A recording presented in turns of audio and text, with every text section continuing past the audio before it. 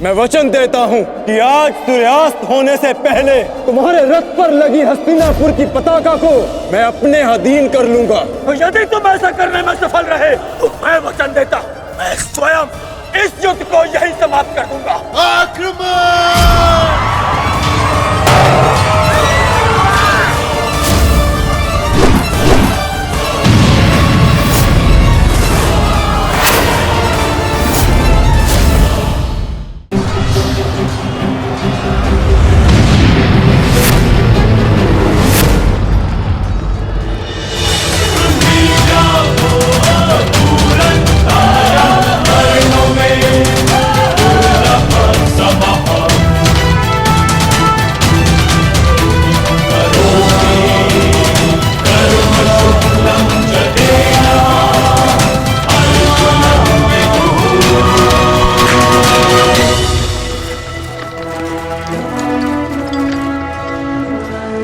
गुरुदेव, युद्ध से पूर्व एक शिष्य के लिए उसके गुरु का आशीर्वाद लेना अनिवार्य है।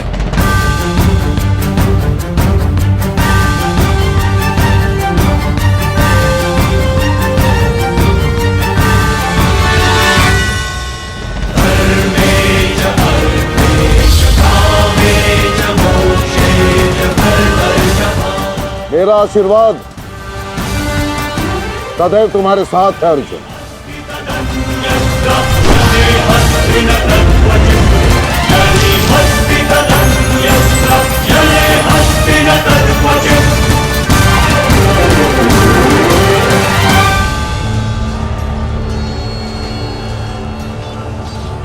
कभी अनुमान नहीं लगाया था गुरुदेव, जिससे युद्ध कला और धनुर्विद्या सीखी,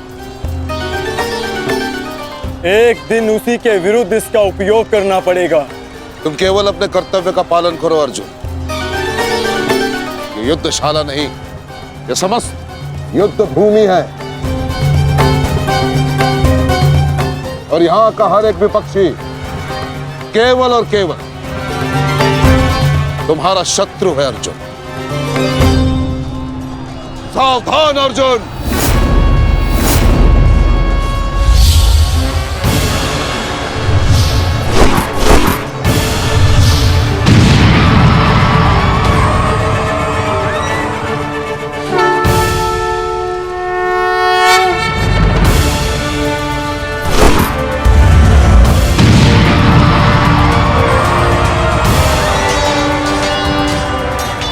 धृष्टद्युम्न, गुरु द्रोण अर्जुन के मार्ग में आ रहे हैं। वज्र के आगे बढ़ने के लिए अर्जुन के मार्ग की बाधा हटानी होगी। जाओ, जाके अर्जुन की सहायता करो।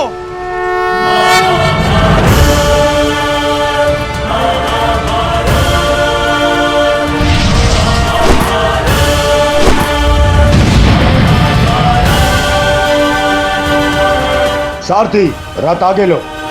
युवराज दुर्योधन, यदि युद्ध के सारे निर्णय तुम्हें ही लेने हैं तो मुझे सेनापति बनाने की क्या आवश्यकता थी? ऐसा मैं इसलिए कर रहा हूं पितामह, क्योंकि आप कौरवों के प्रति अपना कर्तव्य निभा नहीं पा रहे हैं। आप यहाँ मौन रहने के लिए नहीं, कौरव सेना का नेतृत्व करने के लिए आए हैं। पांडव सेना हम पर हावी हो रही है और पांडव सेना पर आक्रमण करने के लिए आप हमें रणनीति क्यों नहीं बता रहे हैं? बताइए। स्मरण है ना पितामह आपको, यदि दुर्योधन के रथ की पताका अर्जुन के हाथ में लग गई तो हम ये युद्ध हार जाएंगे महामहिम, हार जाएंगे। कुछ कीजिए।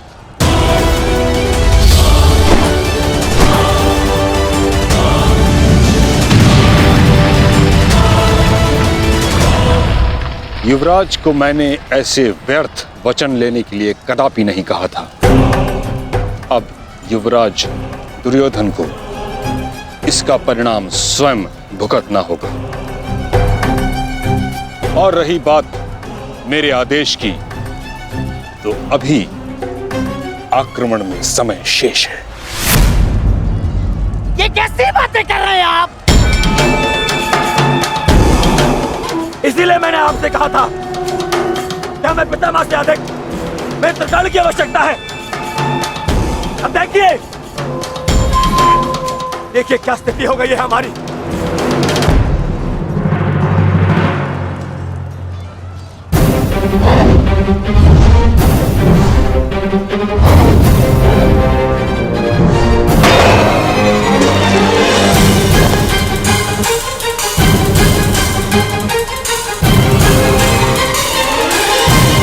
देखिए देखिए कैसे मौन खड़े, ऐसे ही चलता रहा देखिए ये तो हम शीघ्र ही हार जाएंगे।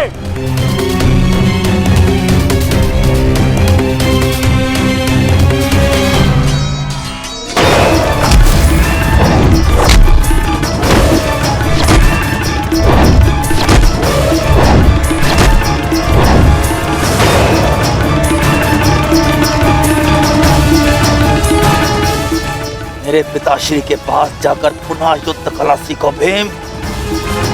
स्मरण हो रहा है कि प्रतिशोध की आग में तुम युद्ध कला भूल रहे हो। यदि तुम मेरे हाथों जीवित बच का शोध थामा तो मैं अवश्य ऐसा करूंगा।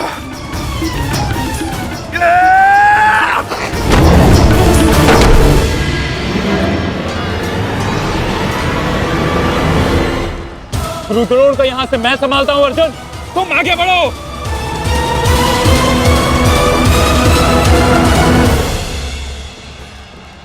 आगे बढ़ने का समय आ गया है पार्थ। द्रोणाचार्य के साथ युद्ध करके हमारा समय व्यर्थ हो रहा है। हमें अपने वज्र को उचित स्थान पर पहुंचाना अति आवश्यक है पार्थ। जैसी आज्ञा माधव। चलिए आगे बढ़िए।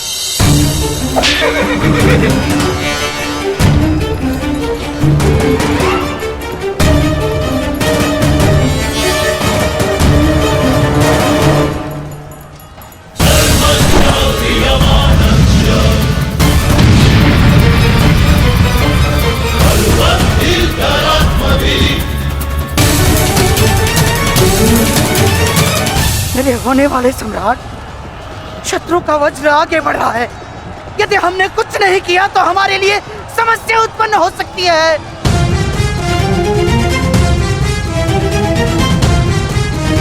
कुछ करो मेरे होने वाले सम्राट।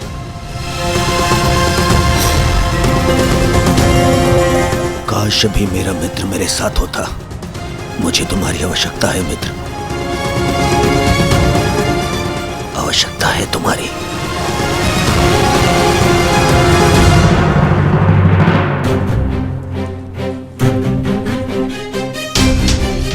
ये कैसी अनुभूति है।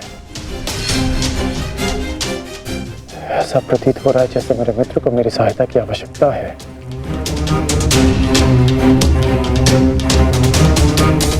मुझे क्षमा कर दो मित्र। जब तुम्हें मेरी सबसे अधिक आवश्यकता है तभी मैं तुम्हारे साथ नहीं हूं।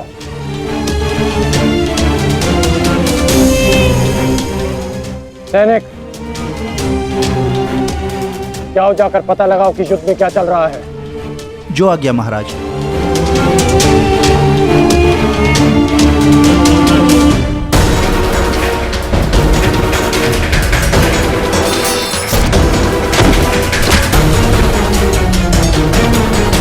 शत्रु बहुत निकट आ रहा है, बहुत निकट आ रहा है शत्रु।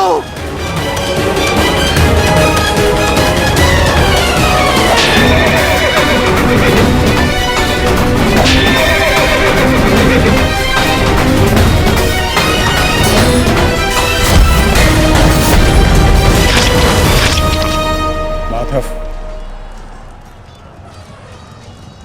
वो रहा दुर्योधन। उसे बंदी बनाने का समय आ गया।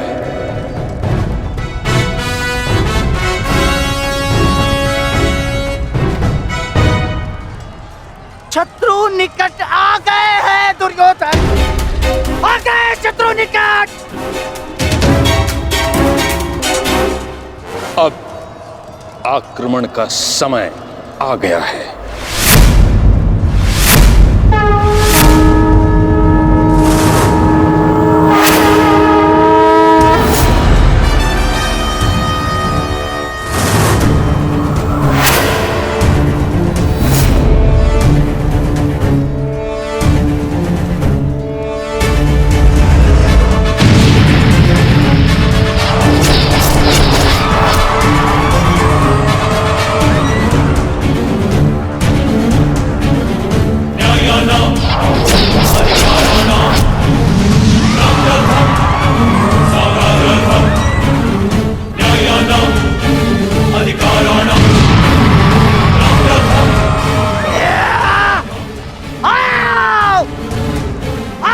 मेरे प्यारे भांजो, आजा।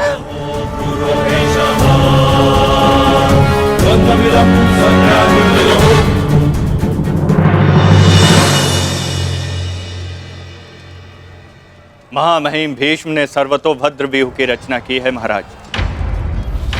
वो वज्र व्यूह को ध्वस्त करने का प्रयत्न कर रहे हैं। उस ओर से सेना का नेतृत्व कौन कर रहा है संजय? व्यूह को ध्वस्त करने का प्रयास कर रहे हैं। इस सेना की टुकड़ी का नेतृत्व कौन कर रहा है? कौन? वज्र पर चारों ओर से आक्रमण कर दिया गया है।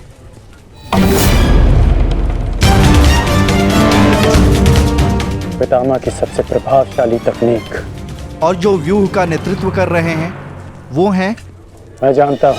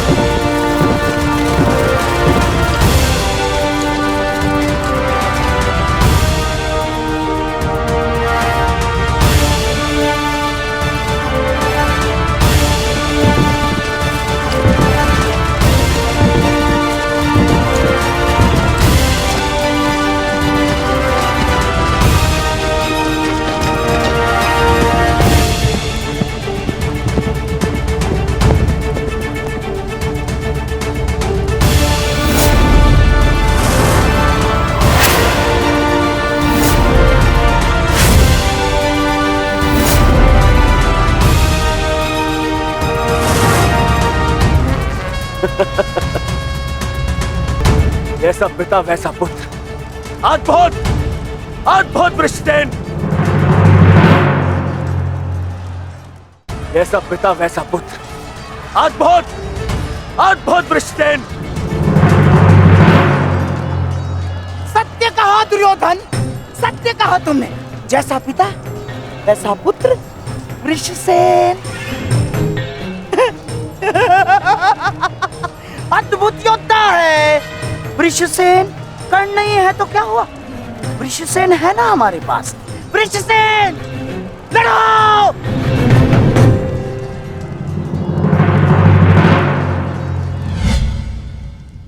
सर्वतोभद्र व्यूह के विषय में जानते हो?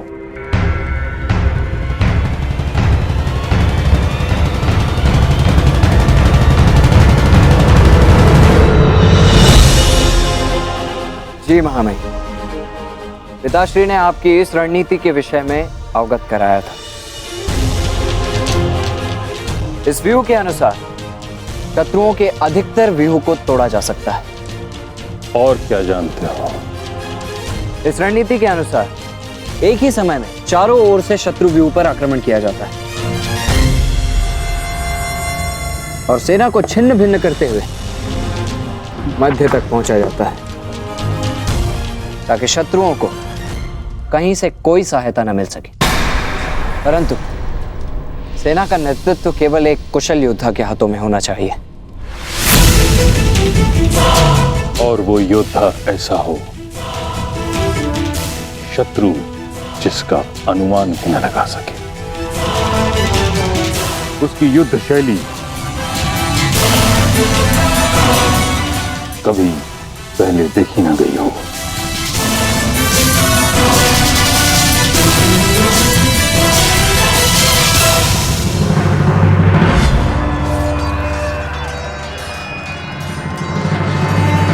आक्रमण करो वत्स।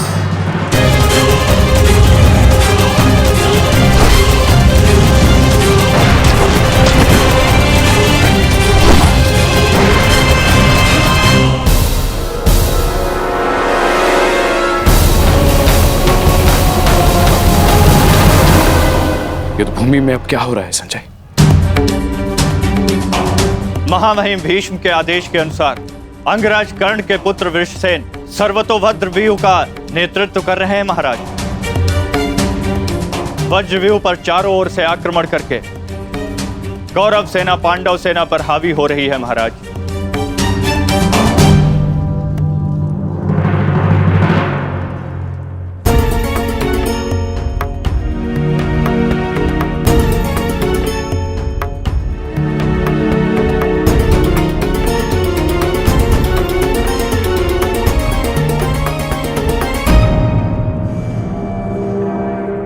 जब तक मैं युद्ध भूमि में हूं तब तक कर्ण युद्ध भूमि से दूर रहेगा।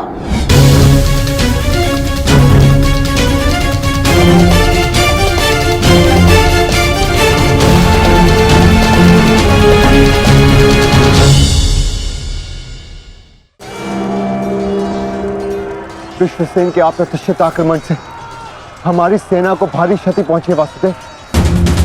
अब हमें क्या करना चाहिए? विपक्ष ने वज्र को तो रोक दिया, परंतु वज्र की नोक अभी भी प्रहार करने में सक्षम है धर्मराज। तुम समझ रहे हो ना पार्थ?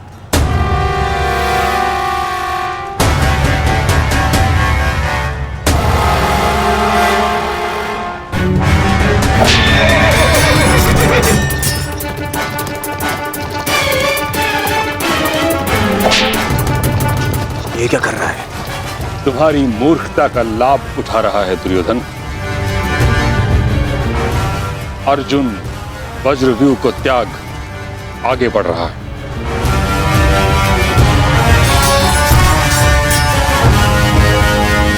हमने उनके वज्रव्यूह को तो निष्क्रिय कर दिया है दुर्योधन,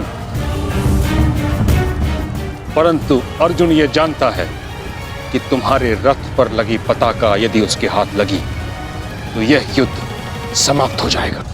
इसलिए उसका लक्ष्य केवल तुम हो। वो सब छोड़िए पितामह, अर्जुन को रोकने का उपाय सोचिए। इसका उपाय है मेरे पास। पार्थ, वो देखो, गंगा पुत्र तुम्हारी ओर तुम्हें रोकने आ रहे हैं। उनसे द्वंद्व करके हमारा समय व्यर्थ होगा और सूर्यास्त्र होने में बस कुछ ही समय शेष है पार्थ।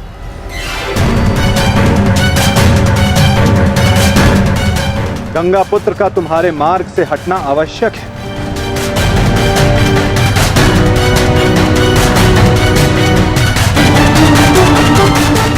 संकेत भेजो पार्थ कि कोई और इन्हें रोकने आ सके। शीघ्रता करो।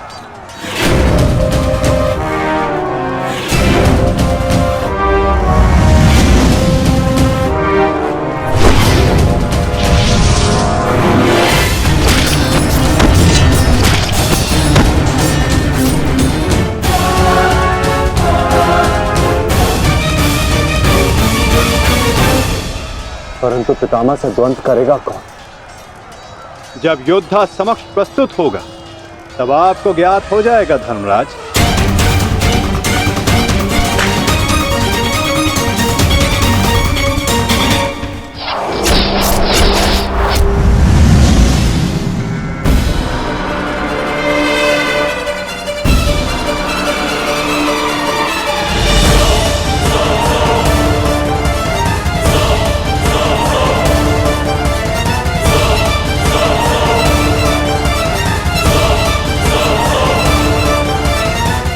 यह अर्जुन नहीं, कौन है?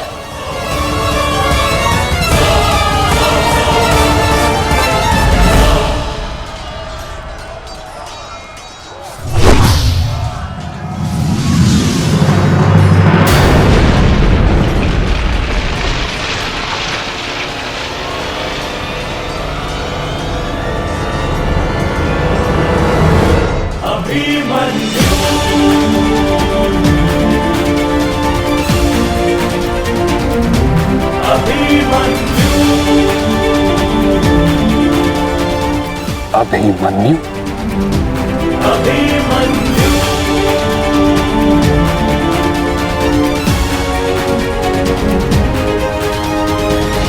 प्रणिपात प्रपितामह। कल्याण हो पुत्र।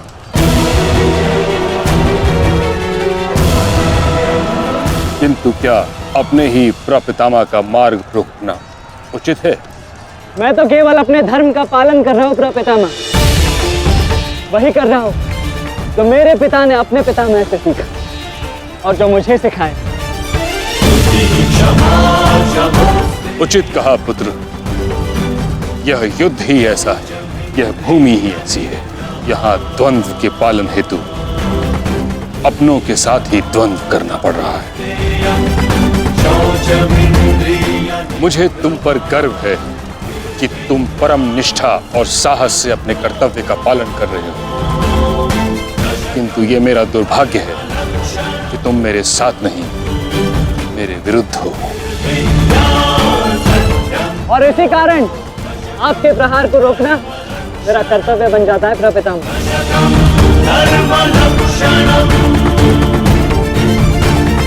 पालन हेतु अपनों के साथ ही द्वंद्व करना पड़ रहा है। मुझे तुम पर गर्व है कि तुम परम निष्ठा और साहस से अपने कर्तव्य का पालन कर रहे हो, किंतु ये मेरा दुर्भाग्य है कि तुम मेरे साथ नहीं, मेरे विरुद्ध हो। और इसी कारण आपके प्रहार को रोकना मेरा कर्तव्य बन जाता है प्रपितामह। पुत्री उत्तरा, मैं तुम्हें वचन देता हूं कि जब तक रणभूमि में ये गंगा पुत्र खड़ा रहेगा, तब तक तुम्हारा सौभाग्य और तुम्हारा सुहाग दोनों पर कोई आंच नहीं आएगी। स्नेह और प्रेम के अतिरिक्त तुम्हें देने के लिए मेरे पास कुछ भी नहीं, और इसके चलते मैंने तुम्हारी अर्धांगिनी उत्तरा को वचन दिया था कि जब तक मैं युद्ध भूमि में हूं, तुम्हारे प्राण को संकट में नहीं आने दूंगा।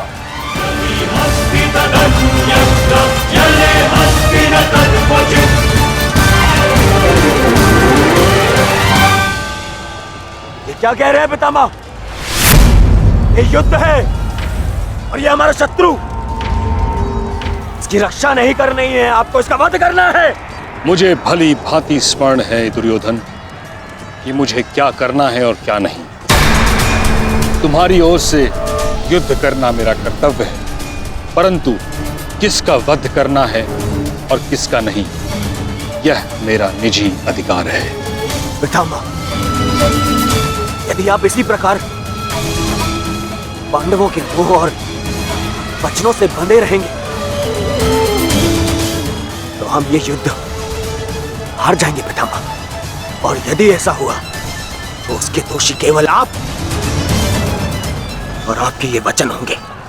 मेरे सामने से चले जाओ पुत्र। क्षमा कीजिए प्रपितामह, जिस प्रकार मेरे प्रति आपका प्रेम भाव आपको मुझ पर आक्रमण करने से रोक रहा है, उसी प्रकार मेरे परिवार के प्रति ये मेरा कर्तव्य है कि मैं आपको आगे बढ़ने ना दूं। मैं तुमको क्षति नहीं पहुंचा सकता पुत्र, परंतु इसका अर्थ ये नहीं कि मैं आगे नहीं बढ़ सकता। सारथी,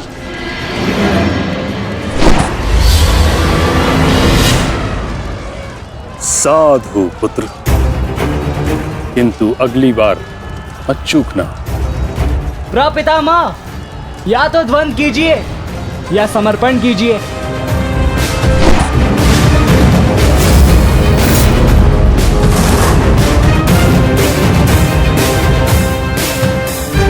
बस करो पुत्र।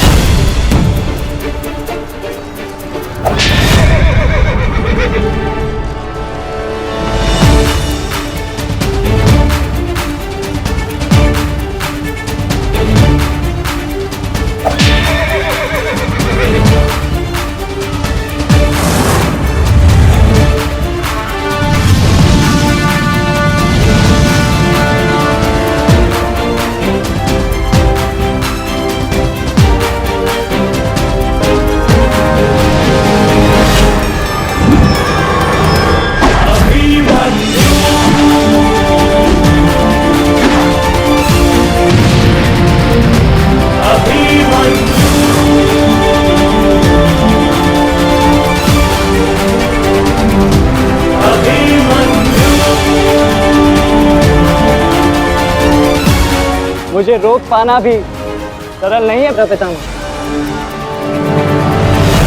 उत्तम अभिमन्यु, अति उत्तम।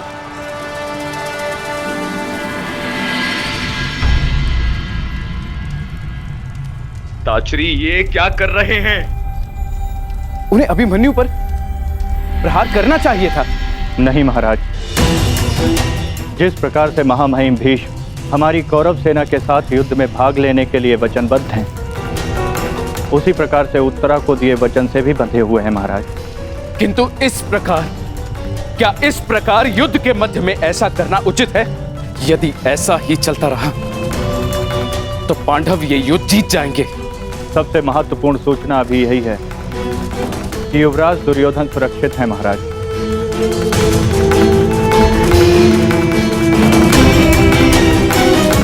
और राजकुमार अर्जुन उनकी ओर बढ़ रहे हैं महाराज।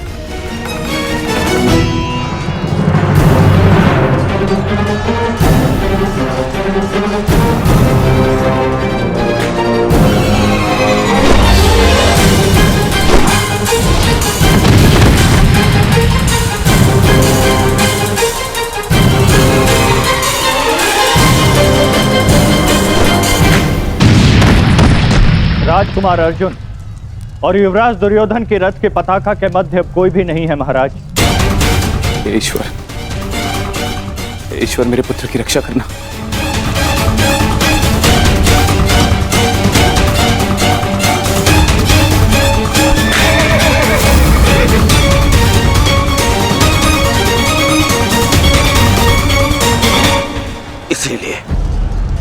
इसलिए मैं पितामह के स्थान पर कर्ण को चुन रहा था मामाश्री।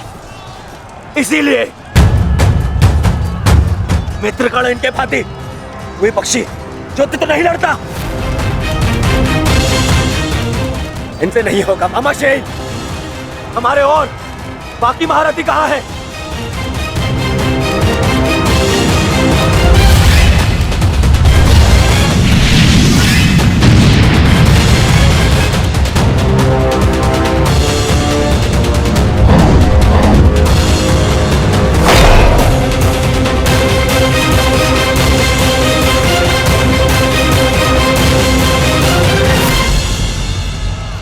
मित्रगण होता तो ऐसी परिस्थिति कभी उत्पन्न नहीं होती।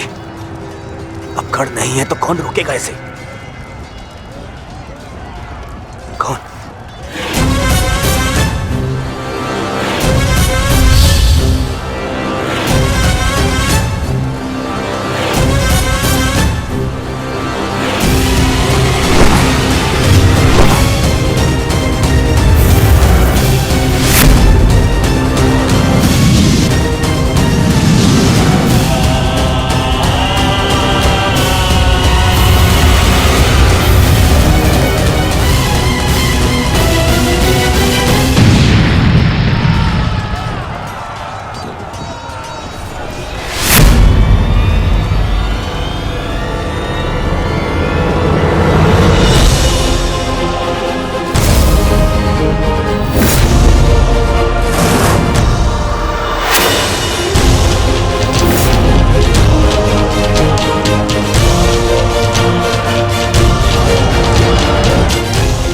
मेरे मार्ग से हट जाओ विष्णु। आप भूल रहे हैं महारथी, मैं उस वीर का अंश हूं जिसका रोम रोम आपको परास्त करने में सक्षम है।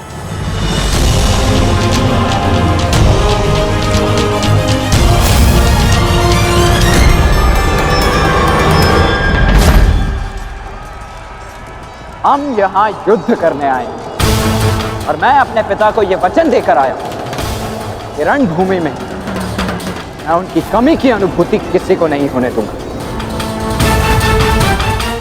मेरे मार्ग से हट जाओ वृषसेन।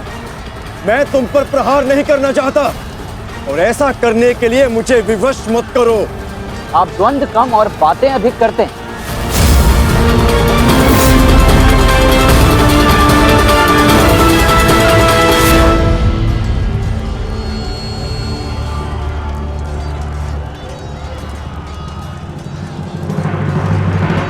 पार्थ, यदि तुम इस युद्ध को आज ही समाप्त करना चाहते हो तो एक बात का स्मरण रखना, सूर्यास्त्र होने में बस कुछ ही समय शेष रह गया है।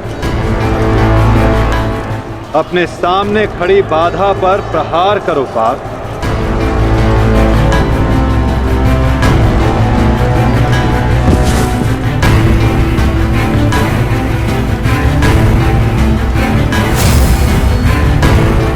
ये मेरी अंतिम चेतावनी है वृषसेन, हट जाओ मेरे मार्ग से। चेतावनी देने में समय व्यर्थ मत कीजिए, द्वंद्व कीजिए धनंजय।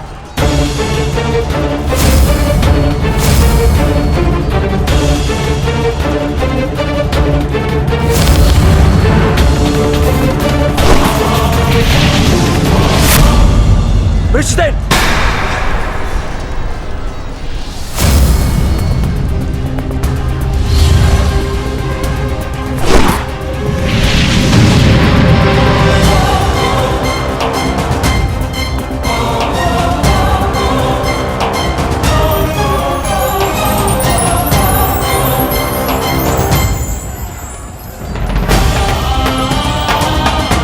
कल्याण हो पुत्र।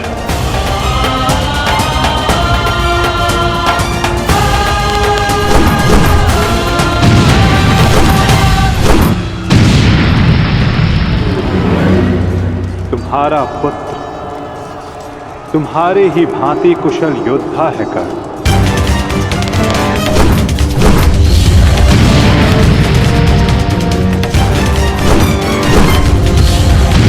मित्रगण, आज तुम्हारा पुत्र वो कर रहा है जिस पर तुम्हें गर्व होगा।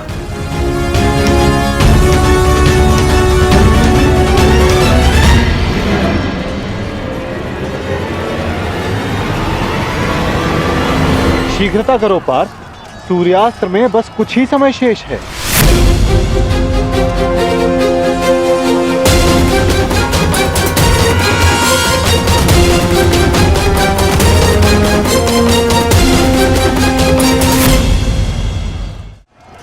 शीघ्रता करो पार्थ, सूर्यास्त्र में बस कुछ ही समय शेष है।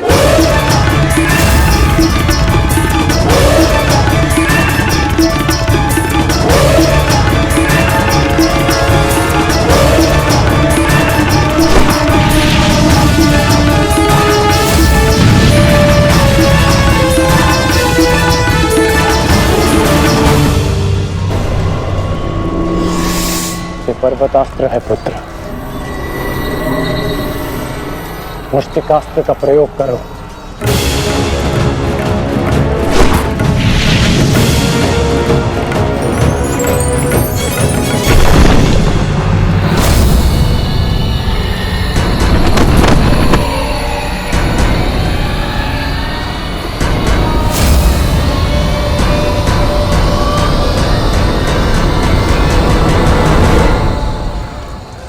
सूर्यास्त होने वाला, ध्वज को कैसे जीते? कुछ क्षण और मामा श्री। सूर्यास्त होते ही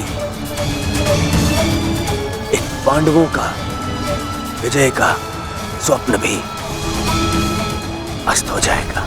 क्या होगा यदि तुम अपनी इस मूर्खता को एक छल में परिवर्तित कर दोगे तो क्या हो जाएगा? वज्रव्यूह की विशेषता क्या है दुर्योधन? प्रहार, केवल प्रहार, परंतु रक्षा में असक्षम। जरा देखो दुर्योधन, सभी योद्धा अपने राजाओं के साथ आक्रमण में व्यस्त हैं।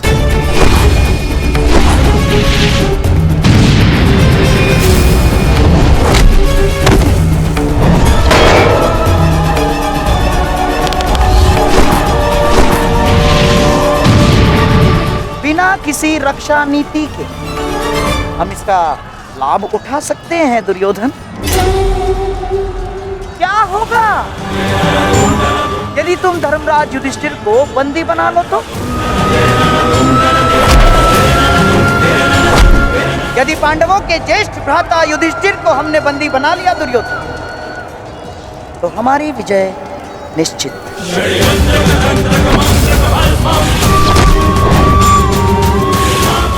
साम दाम दंड भेदे अस्माकं विजयं निश्चितम्। अस्माकं विजयं निश्चितं दुर्योधन। आपका विचार उत्तम है मामाश्री।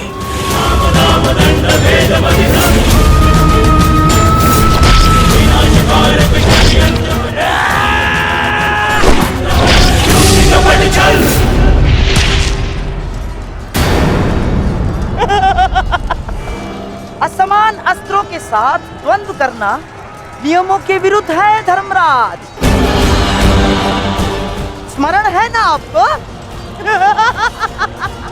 मामा श्री, सामने आकर द्वंद्व कीजिए, कायरों की भांति नहीं। युधिष्ठिर, उसके लिए मैं हूं ना, मैं उपस्थित हूं।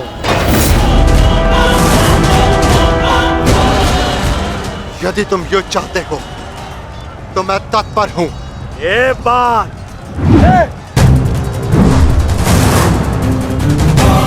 परंतु स्मरण रखना, तुम्हें परास्त करने का अर्थ यह है कि इस युद्ध पर पहली विजय हुई, और इसकी विपरीत परिस्थिति का भी यही परिणाम होगा। भ्राता दुर्योधन, अवश्य।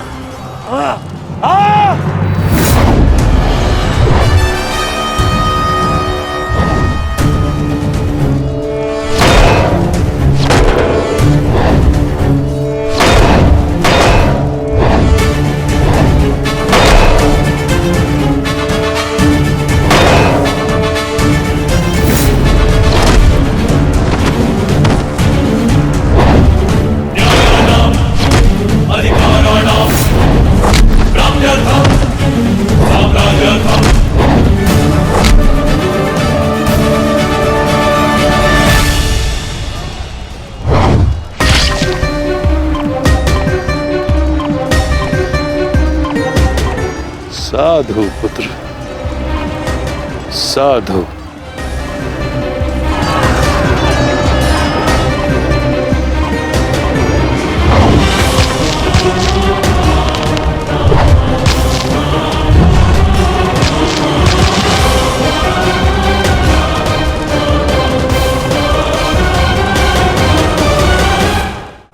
आशा है कि इस युद्ध के पश्चात तुम जैसा योग्य और वीर राजा हस्तिनापुर को मिलेगा।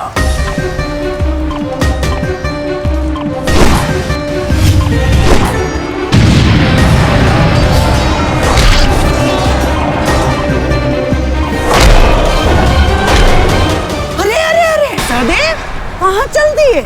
शुभ कार्य करने जा रहे हो ना? मामा श्री का आशीर्वाद नहीं लोगे? आओ प्रणाम करो।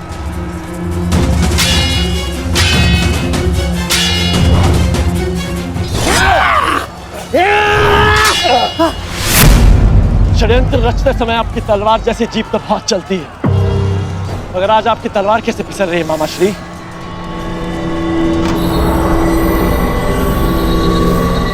नहीं दुर्योधन, वो क्या है ना सहदेव, हर वस्तु अपने समय से चलती है।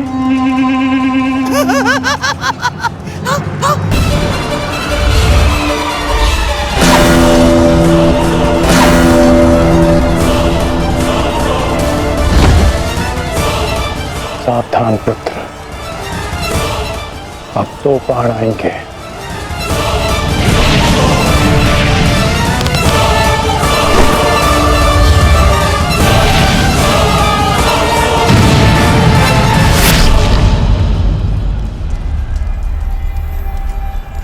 से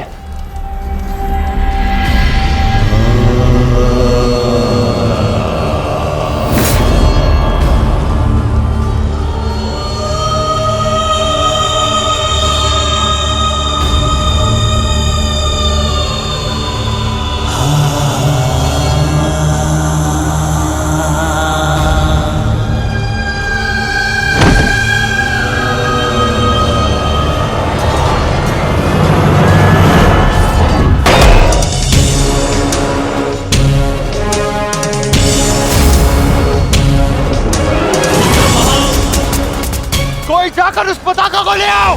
दुर्योधन मेरे साथ युद्ध में व्यस्त है। जाओ।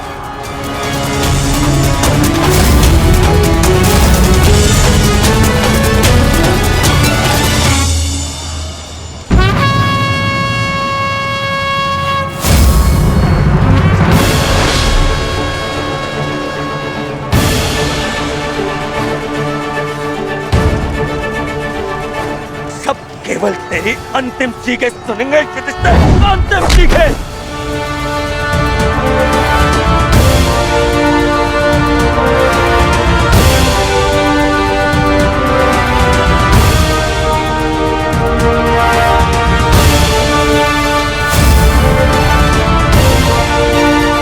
अरे कोई रोको उस बालक को।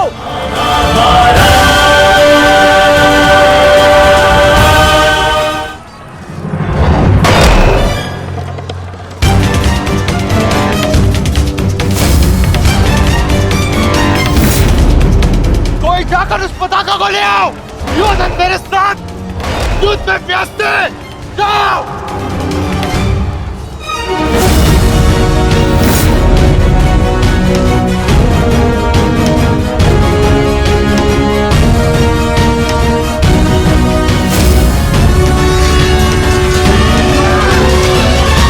वृषसेन के लिए ये प्रहार पर्याप्त है माधव। दुर्योधन के ध्वज को अपने अधीन करके इस युद्ध का अंत करते हैं। चलिए माता।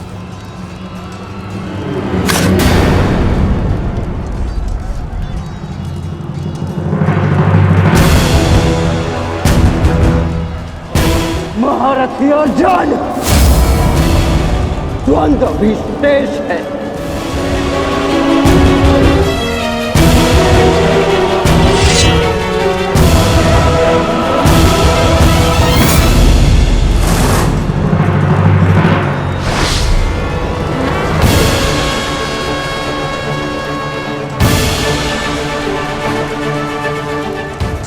केवल तेरी अंतिम चीखें सुनेंगे युधिष्ठिर, अंतिम चीखें।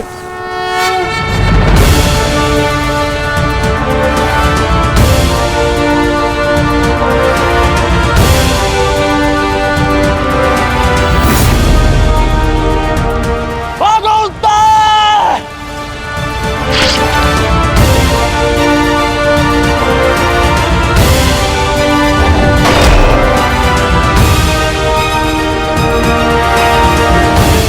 उत्तर भागो।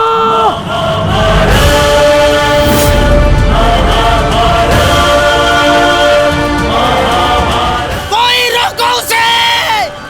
रोक लो। भद्राचल्य, उत्तर को रोको।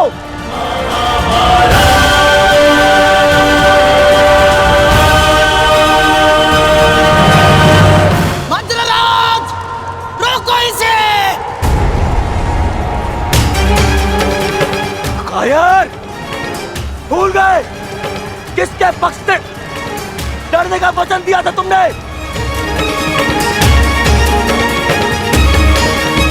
नहीं भूला मैं।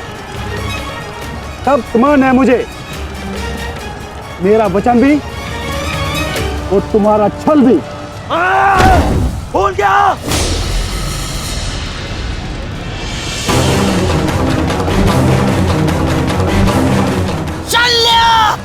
ये क्या कर रहे हो तुम? भविष्य में संसार तुम्हारे साथ साथ पूरे मद्र राज्य को विश्वासघाती समझेगा। तू है तुम पर। अरे तुम प्रहार करो उस पर। ये तो एक केवल बालक है। यदि तुमने प्रहार नहीं किया तो आज हार के कारण तुम हो गए। प्रहार करो।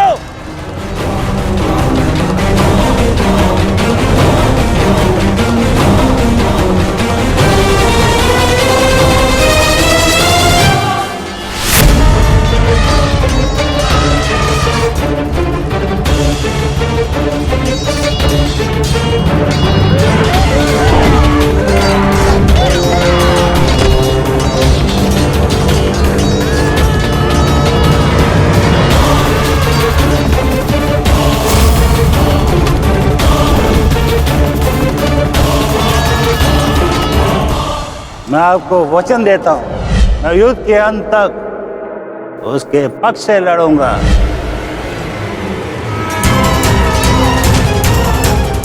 यदि तुमने प्रहार नहीं किया तो आज हार के कारण तुम हो गए।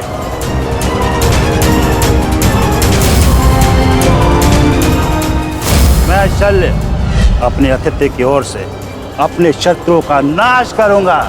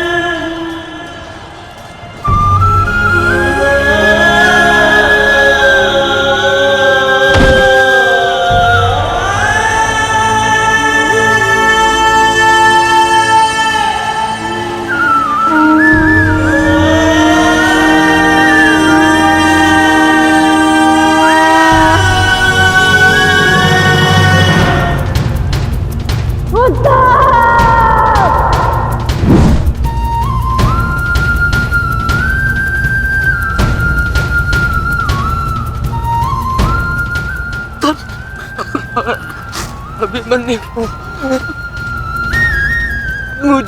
मुझे क्षमा कर दो अभिमन्यु, मैं अपना लक्ष्य पूर्ण नहीं कर पाया।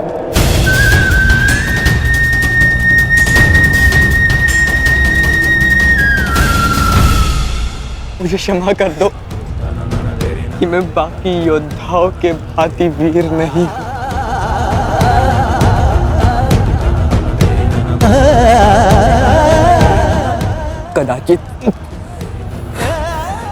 कदाचित तुम मुझे पताका के साथ अपने बाहों में लेकर शिविर तक ले जाते।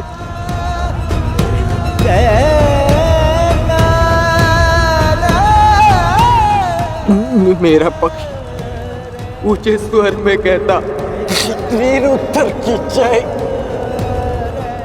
वीर उत्तर।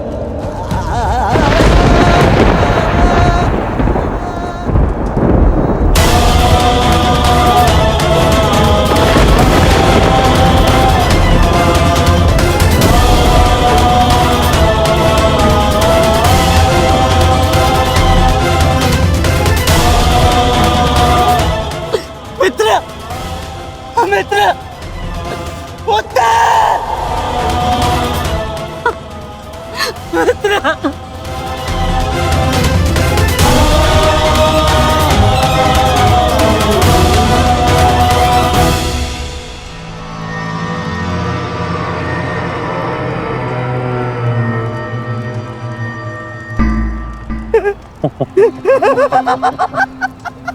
बालक हमारे पताका लेने चला था, हैं?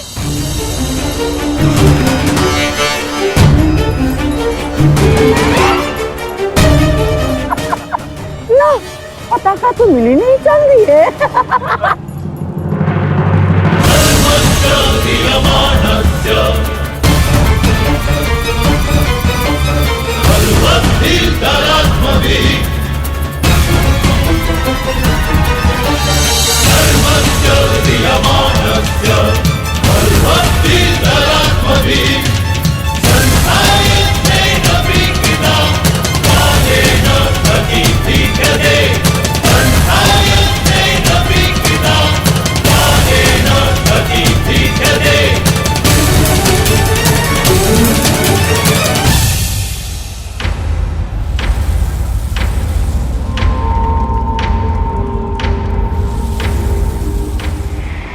समय बदल गया है अभिमन्यु, और हालात भी।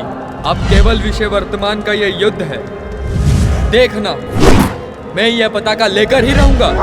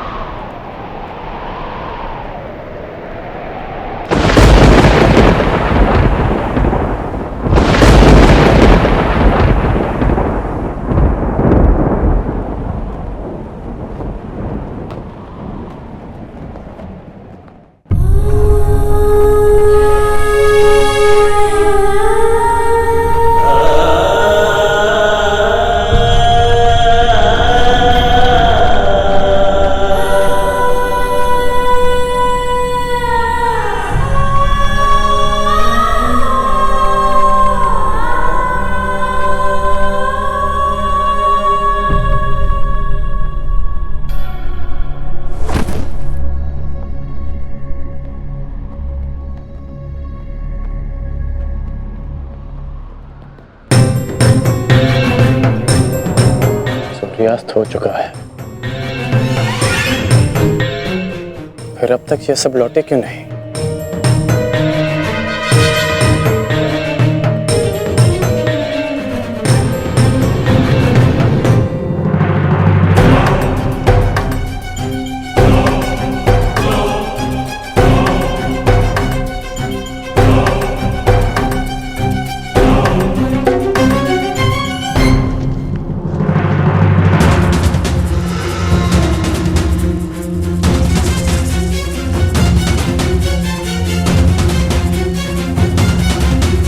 हुसैन क्यों नहीं दिख रहा? कुमार त्रिशेन की, कुमार त्रिशेन की, कुमार त्रिशेन की।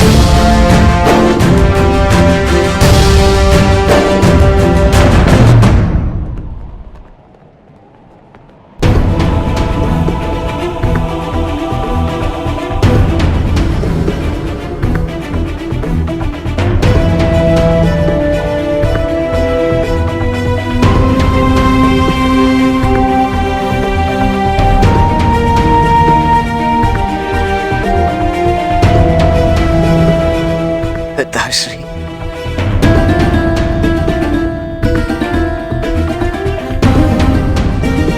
मित्रगण, आज वृषसेन ने यह सिद्ध कर दिया कि वो तुम्हारा वास्तविक उत्तराधिकारी है। आज हम सब ने तुम्हारी कमी का आभास किया है। हाँ, परंतु उस अर्जुन ने नहीं किया होगा, क्योंकि अर्जुन के समक्ष वृषसेन खड़ा था। हमें गर्व है, इस पर गर्व है।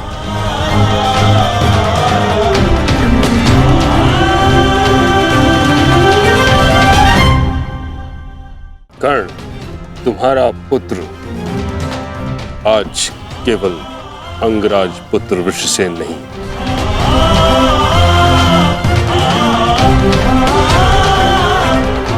बल्कि महारथी धनुर्धारी वृषसेन बन गया है।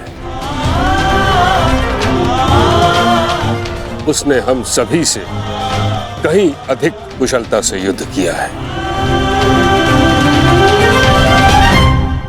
हाँ, अन्यथा कुछ ऐसे महारथी भी थे जिनके कारण हमें पहले ही दिन पराजय का मुख देखना पड़ता।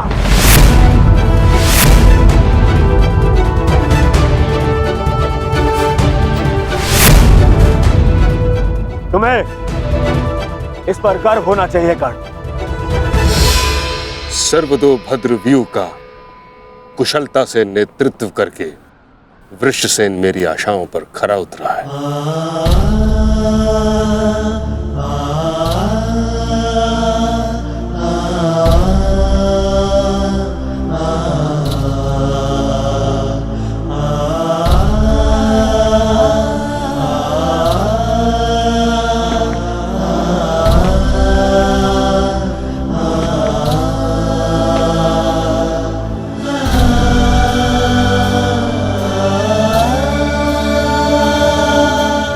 कल्याण हो तुम्हारा पुत्र।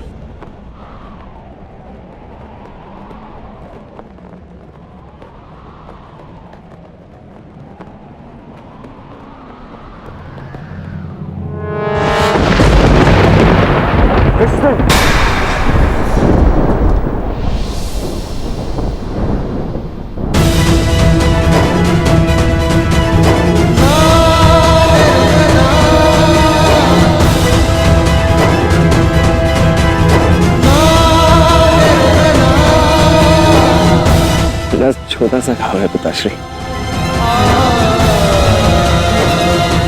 अर्जुन का बाण।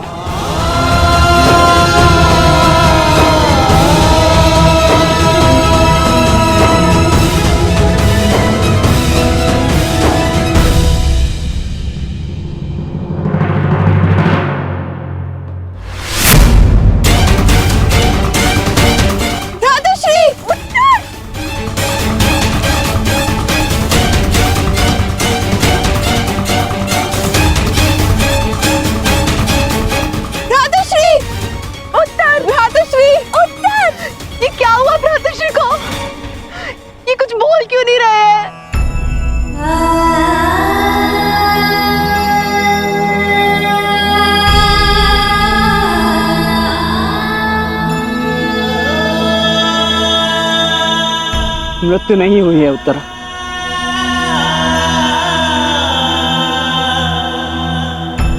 वीर मरते नहीं, वीर गति को प्राप्त करते।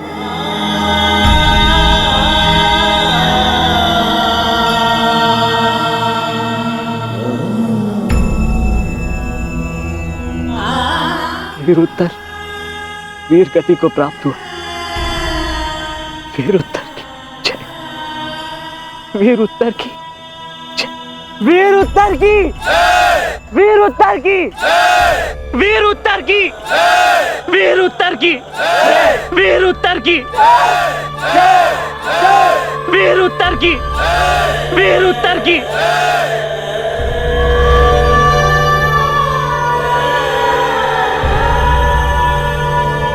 कितने मरे, कितनों को मृत्यु मिलनी शेष है। अभी तो आरंभ हुआ है इस महायुद्ध का, एक नए युग को लाने के यज्ञ में। अभी बहुतों की आहुति जानी शेष है। अभी महाभारत का आरंभ हुआ है। सृजाम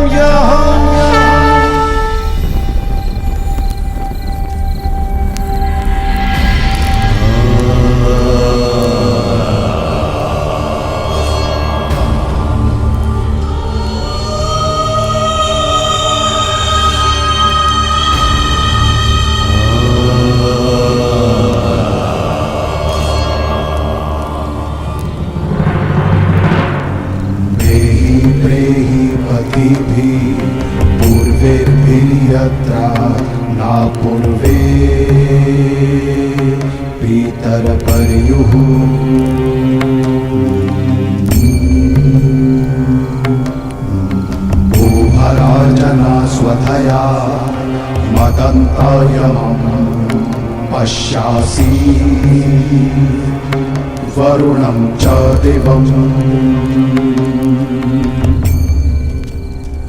ये सब क्यों हुआ सखा? सहस्त्रों काल के गाल में समा गए। ये क्या हो रहा है केशव? तुम एक क्षत्रिय परिवार में जन्मी हो याज्ञसेनी, और युद्ध के परिणामों से भली भांति अवगत हो। तुम स्वयं युद्ध कांक्षी हो, तो फिर ये पीड़ा क्यों? क्योंकि ये अनुमान नहीं था केशव कि अपनों की मृत्यु इतनी पीड़ादायिनी होगी। आज उत्तर वीर गति को प्राप्त हुए, कल कोई और होगा। मन बहुत विचलित हो रहा है सखा। जब भी मैं अपने पुत्रों का या आर्य पांडवों का मुख देखती हूँ, मुझे एक भय समा जाता है मन में कि कहीं। तुम ये मत भूलो सखी कि ये युद्ध केवल तुम्हारे अपमान, केवल पांडवों के साथ हुए अन्याय के प्रतिशोध के लिए नहीं हो रहा है। ये युद्ध धर्म की पुनः स्थापना के लिए हो रहा है, अधर्म के नाश के लिए हो रहा है। और धर्म की स्थापना के लिए वीरों को अपने प्राणों की आहुति देनी पड़ती है सखी।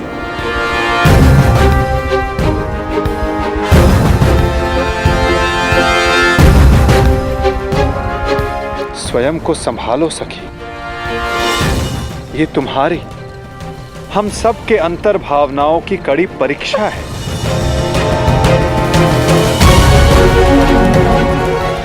और इस युद्ध में हानि केवल हमें नहीं हुई है, अभी तो इस युद्ध में अनेकों की आहुति देना शेष है सखी।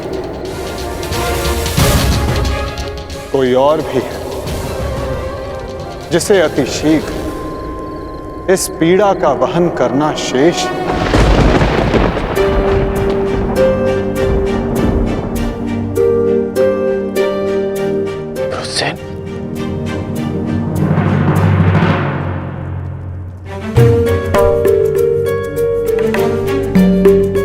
धन्यवाद पिताश्री।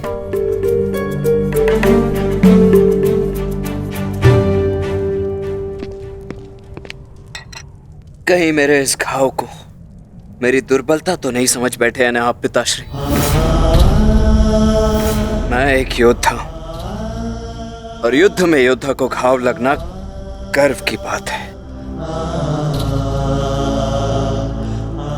इस महायुद्ध में ये घाव मेरे लिए एक उपहार की भांति है।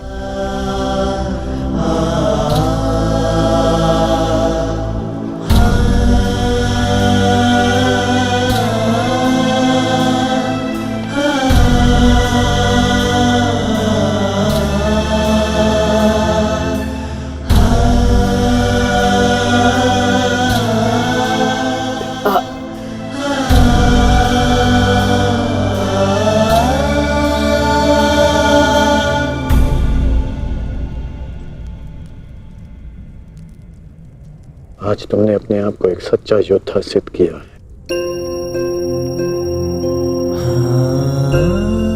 मुझे तुम पर गर्व है। कल्याण हो तुम्हारा पुत्र। अब तुम्हें विश्राम की आवश्यकता है। विश्राम करोगे तो यह घाव जल्द ठीक हो जाएगा।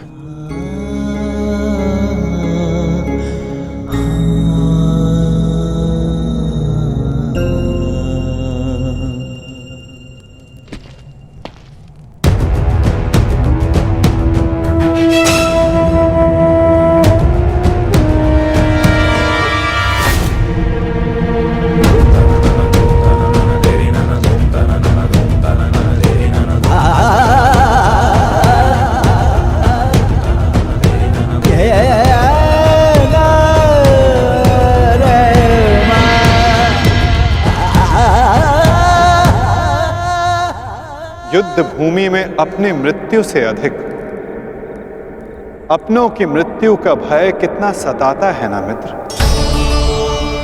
माधवा, प्रणिपात।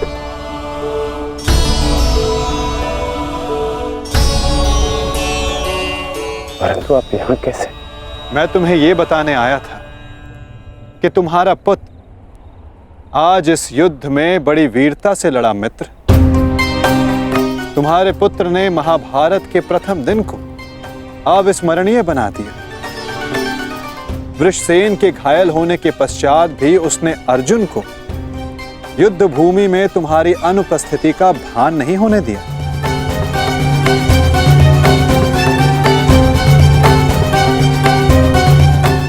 परंतु गर्व के स्थान पर तुम्हारे मुख पर यह पीड़ा क्यों मित्र?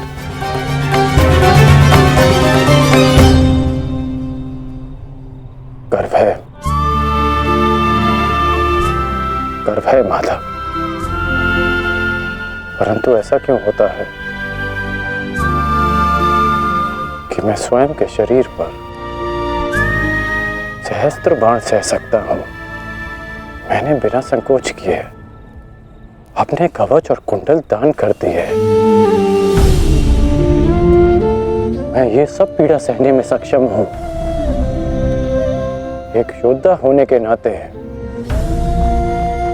मैं युद्ध के सभी नियमों से अवगत हूं।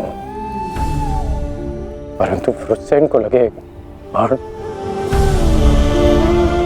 उसकी मृत्यु का भय।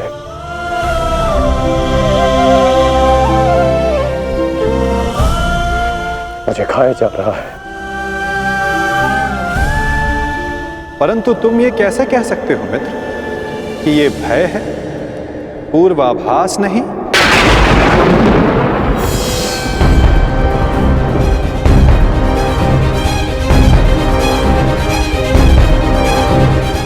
पूर्वाभास? आप क्या कहना चाहते हैं? एक योद्धा को विजय की आशा अवश्य होती है, परंतु उसे परिणाम का पूर्व आभास भी होना चाहिए। आज युद्ध में जो हमारे साथ खड़ा था, कल उसका स्थान कोई और ले लेगा और उसके पश्चात कोई और। ये युद्ध है मित्र, इसे बदला नहीं जा सकता। बलिदान मांगना युद्ध की नियति है मित्र। मैं समझता हूं जो आप कह रहे हैं,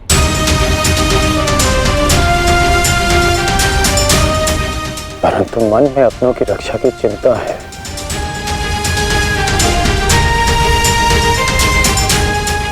कैसे करेंगे अपनों की रक्षा?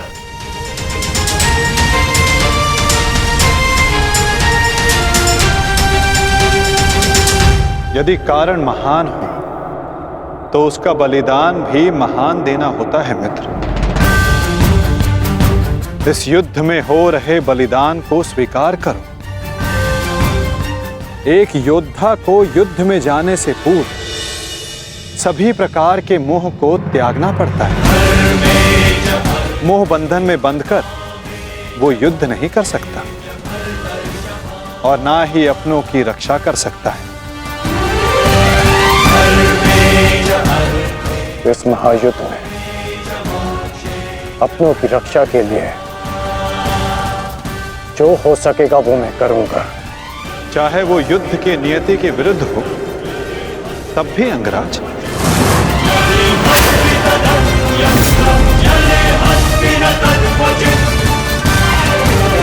उत्तर दो अंगराज, क्या तुम ऐसा कर पाओगे?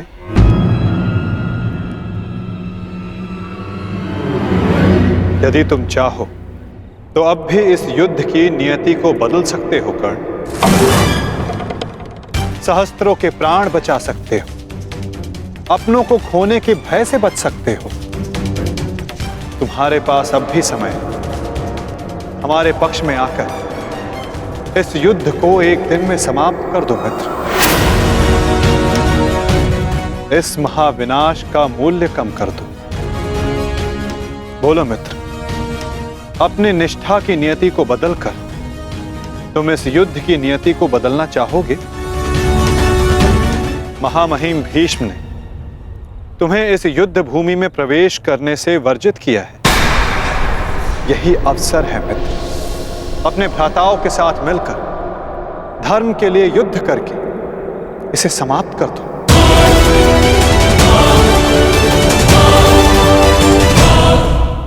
यही अवसर है मित्र, अपने भ्राताओं के साथ मिलकर धर्म के लिए युद्ध करके इसे समाप्त कर दो।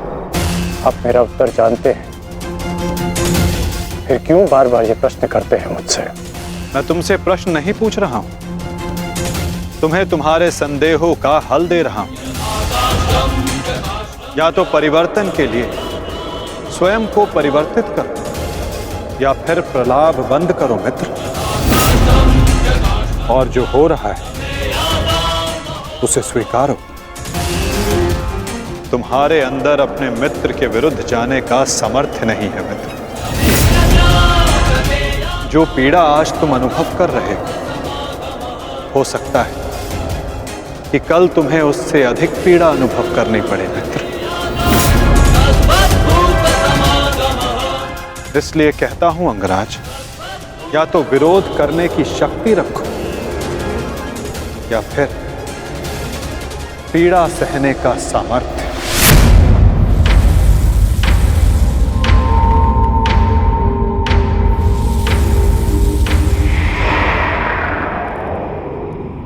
एक बात और थी मित्र, सोचा कि तुम्हें उसका ज्ञात होना चाहिए। आज मैंने अर्जुन को महाज्ञान दिया, उसे अपने विश्व रूप के दर्शन करवाए। ये जानकर तुम्हें बुरा तो नहीं लगा ना?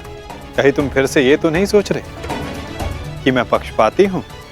आप पक्षपाती तब होते जब आप अर्जुन को अपना विराट रूप नहीं दिखाते। आपने मुझे अपने विराट रूप का साक्षी बनने की अनुमति दी। मुझे पूर्ण विश्वास था केशव कि एक ना एक दिन आप अर्जुन को अपना विराट रूप अवश्य दिखाएंगे। आपको लेकर किसी और के मन में शंका हो सकती है, परंतु मेरे नहीं।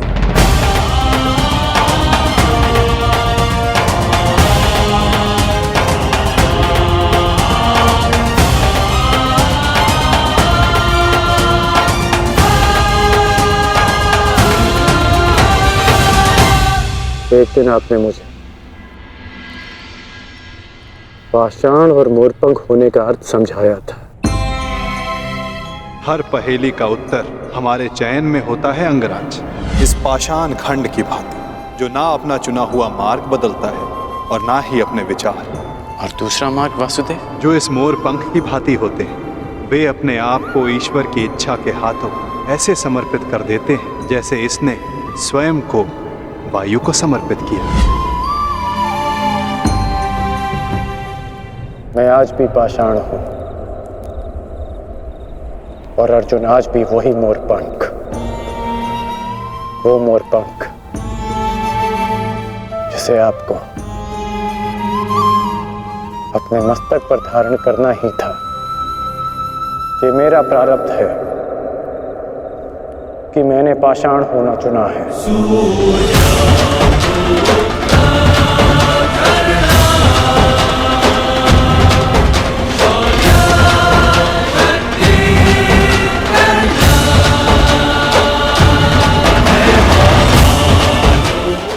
केशव। कल्याण वस्तु मित्र।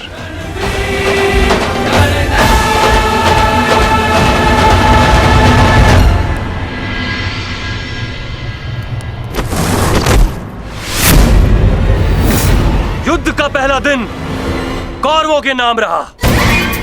ये पांडव सेना के युद्ध बंदी ज्येष्ठ, हम इन्हें अपना दास बना लेते हैं। और मुझे पूर्ण विश्वास है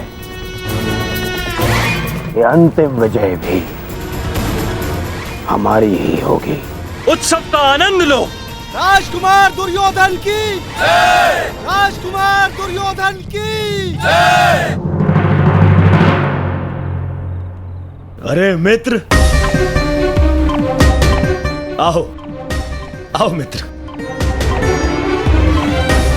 हाँ, यहाँ उत्सव चल रहा है। तुम कहाँ रह गए थे? किस बात का उत्सव? उन पांडवों के विनाश का उत्सव, उनकी पराजय का उत्सव मित्र। उन पांडवों के विनाश का उत्सव जिसका श्रेय जाता है तुम्हारे पुत्र को, वीर महारथी वृषसेन को, जिसे तुमने इतना सामर्थ्यवान बनाया।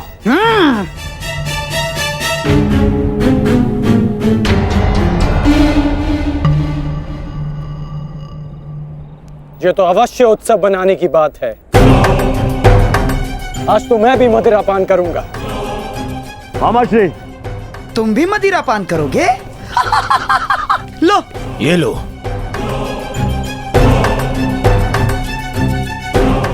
ये उत्सव पांडवों के विनाश के नाम। विनाश के नाम। मित्र, मैं इस युद्ध में उपस्थित नहीं था। क्या तुम मुझे बता सकते हो कि पांडवों की सेना में कितने हताहत हुए? पूरी एक औक्षणी सेना और साथ साथ उस मूर्ख बालक उत्तर का भी अंत किया आज हमने। विराट के छल का प्रतिशोध लिया हमने।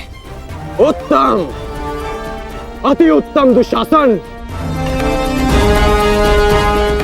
एक औक्षणी में 21 सहस्त्र 870 रथ और उनके रथी और इतने ही हाथी और उस पर सवार योद्धा 65 सहस्त्र 610 अश्वरोही 1,09,000 सहस्त्र 350 पैदल सैनिक। आज हमने युद्ध में इतने शत्रुओं का संहार किया। उत्तम उत्तम उत्तम।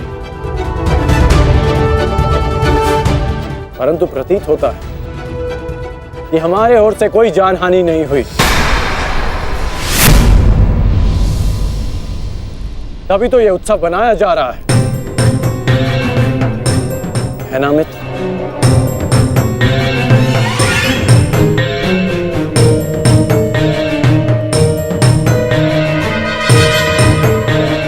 नहीं मित्र, हमारी ओर भी लगभग आधी अक्षौणी सेना की हानि हुई है। अर्थात सहस्त्र सैनिक, महारथी, अश्वरोही हमारी ओर से भी मारे गए। अब इनके परिवार का ध्यान रखने वाला कोई नहीं रहा। इनके वृद्ध माता पिता, विधवा स्त्रियों, अनाथ बच्चों की रक्षा करने वाला कोई नहीं बचा। ये तो अवश्य उत्सव बनाने की बात है। उत्सव!